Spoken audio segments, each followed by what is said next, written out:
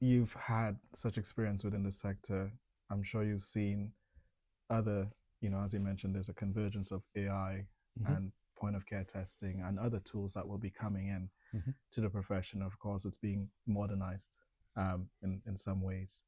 But usually with this, as these waves of change come, there's always a bit of resistance. Hmm.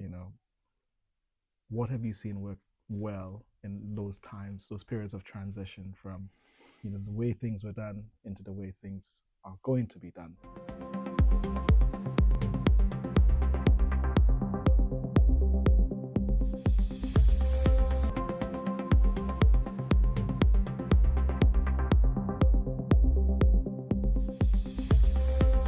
Hello and welcome to the Blueprint Sessions. Today, I'm joined by a true leader in the veterinary world, Chris, who spent the last 30 years shaping the way animal health services are being delivered, from his early career in small and large animal antibiotics at Leo Health to leading growth at Dechra and also commercial operations at IVC Evidensia. Chris has seen the veterinary world develop from the inside out, and we're really glad to have you join us today. Thanks for joining, Chris. Well, thank you for having me, Neciah. It's good to be here. Wonderful. Chris, you retired recently after an incredible career and made the decision to join our commercial advisory board. What is it about FluoretiQ's mission that inspired you to join us after such a great career? Well, thank you for saying that. The first thing I'd like to say is I've really enjoyed my time working in the veterinary world with some great people, not just colleagues, but vets and nurses over that period of time. You and I met last year, and I came up to your offices to see what you were doing. I was quite inspired by what you were doing because it was new, it was different. And that's sort of, you asked the question, why am I back into the industry after having retired? That was partly the reason. And also the fact that you're now focusing on quite an important area, which is AMR. Antibiotic resistance over the years has changed. I've seen that change through my career because it started off, I was in large animal production systems, and quite rapidly we saw antibiotic use being reduced through probably the Danish systems that were reducing that, to a point now where I think that it's the right time for the small animal side, and for the last 5-6 years, probably longer, small animal medicine has also been taking up that challenge to reduce antibiotic resistance. So it's great that you have something that can help and support that at a practice level. So that's kind of why I'm here, and it's really interesting to be at the start of something new. And we're really glad to have you. Now, on the point of change, you've mentioned change. You've been in the industry, you joined in the 80s. Mm-hmm. And from your perspective, what has changed, particularly when it's come to antibiotic use and the use of diagnostics? What has changed then, and perhaps what hasn't changed so much? Okay, so the veterinary practices over the years have changed in many, many ways. I think in the early days when I started in the late 80s, even nutrition wasn't a point of interest to vets, and it's rapidly evolved over those period of times. CT scanners, MRI scanners, they weren't available to vets at that point in time, and I think there are parallels now between the veterinary world and human health even, that progress has evolved in leaps and bounds. Again, back in my time, a cat was a small dog. Now we have feline medicine that is specific. So there's been a lot of changes over that period of time. And I think now we're seeing a change in what clients are expecting, what the practices can offer. Real-time diagnostics is one of those areas, I think. Having something available to the client at the point of care is an important point.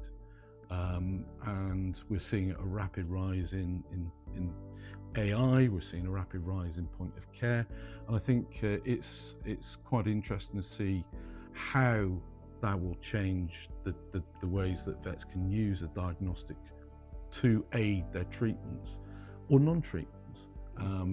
Point of care, normally you would need 24, 48 hours before you get a result. If you can get it at the point of care, you can give that client relevant treatment at that time, and I see that as being a good thing.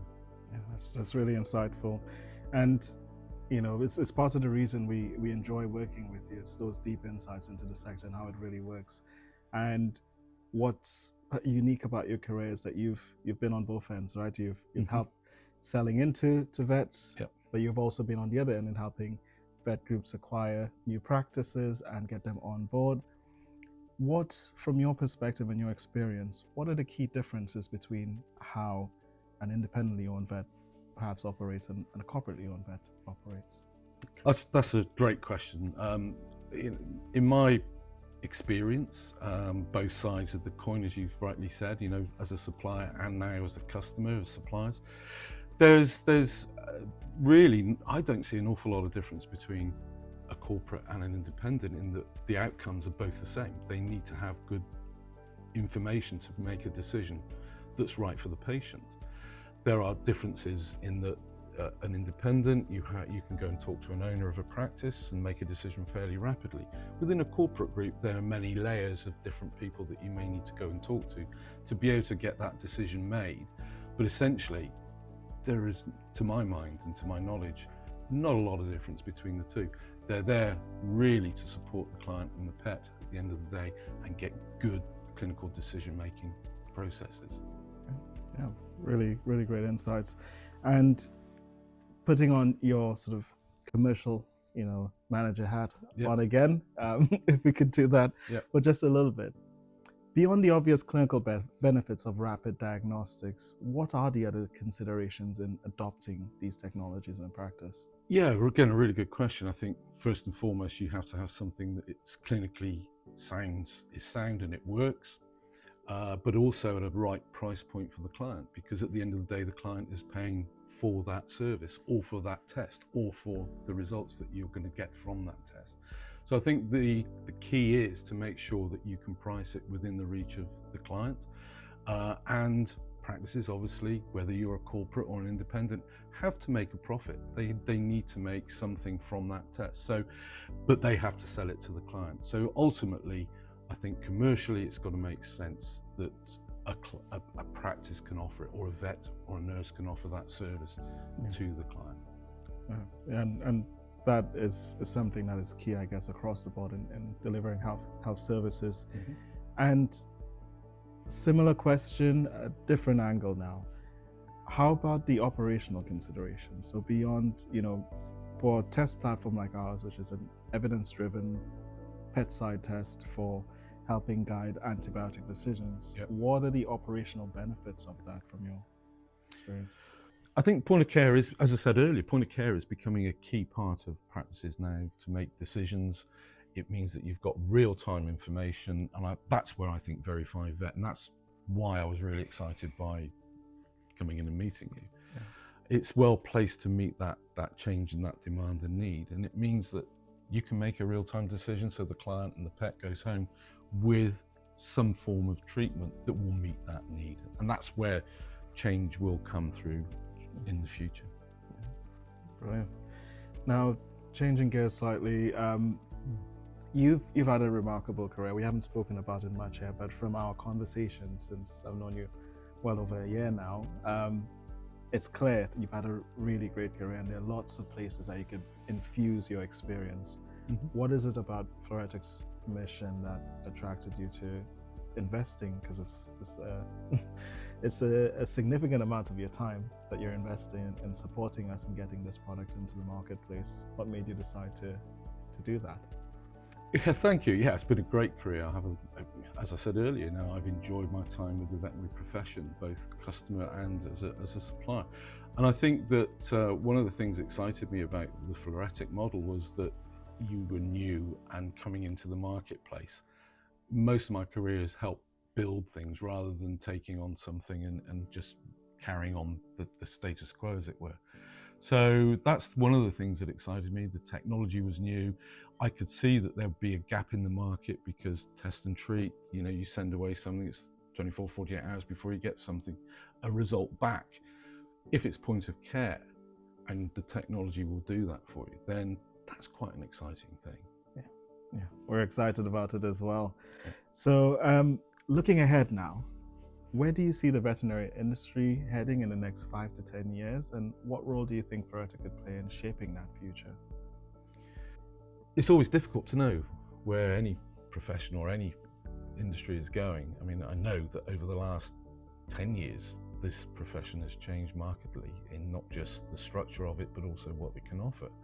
So I think the future is going to be interesting. I think AI has come in, point of care, we mentioned, is coming into practices to help and support diagnostics, more real-time information. I think just recently we've had the CMA findings or preliminary findings drop. That's going to have an impact on practices as well. Who knows which way that will go, but I think that there will be some adjustments and challenges for most practices. So the future is good. I think it's a rosy future for the veterinary practice. There are a bunch of people that love to make a difference for pets. All right, thank you. Because you've had such experience within the sector, I'm sure you've seen other, as you mentioned, there's a convergence of AI and point of care testing and other tools that will be coming in to the profession. Of course, it's being modernized in some ways. But usually with this, as these waves of change come, there's always a bit of resistance, What have you seen work well in those times, those periods of transition from, the way things were done into the way things are going to be done? Ooh, that's a really good question. There are, AI as a tool has come in for even vets now who can go on and do an AI search on a disease area and how to treat it. That's kind of, if you want to do it before you went to Google, now you can go to ChatGPT and it will come up with a whole list of references, etc. So it's at the fingertips rather than having to go through a whole lot of material to find a reference to something. Yeah. As a practical tool, we saw AI coming in to aid some diagnostics in terms of x-rays, for example. That was just coming through before I retired, so I haven't really seen the impact that that's going to have, but you could see the impact that it would have for new and existing vets to be able to improve their diagnostics. Yeah. The world's your oyster, I think. Who knows where the world of AI is going to end up. And what would you say? I mean, I'm old enough to remember Y2K. I don't know if you remember that, right? There's always a fear around, as great as technology is, there's always going to be a part of society that's really fearful of what it means for us. Sure. And I was attending a session some time ago, and there was some research done with vets, and one of the concerns that came up was, AI or diagnostics being designed to kind of circumvent the vet's opinion.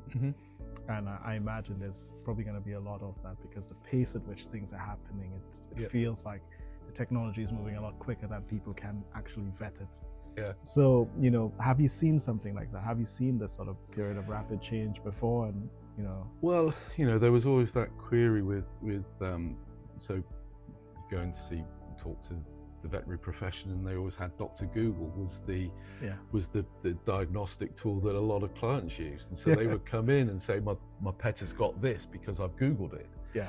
I don't see that that's going to change any different with AI. In fact, it may make it even more complex for the vet to navigate through how their diagnostic or the way that they would approach that problem, and then help the client to come to a solution. Yeah. So it's been in the profession for a while.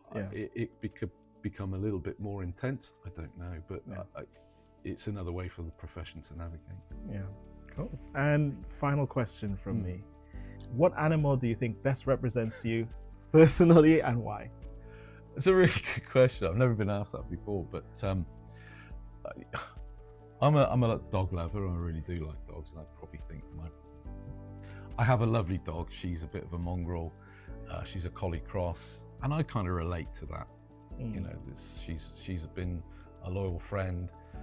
She's always there in the background. I'm not somebody who shouts out from the rooftops, but I would hope that I would be remembered by my working colleagues as somebody who's been supportive over a period of time, and that they've, through that support, have been able to benefit and grow themselves. That's kind of where I would say.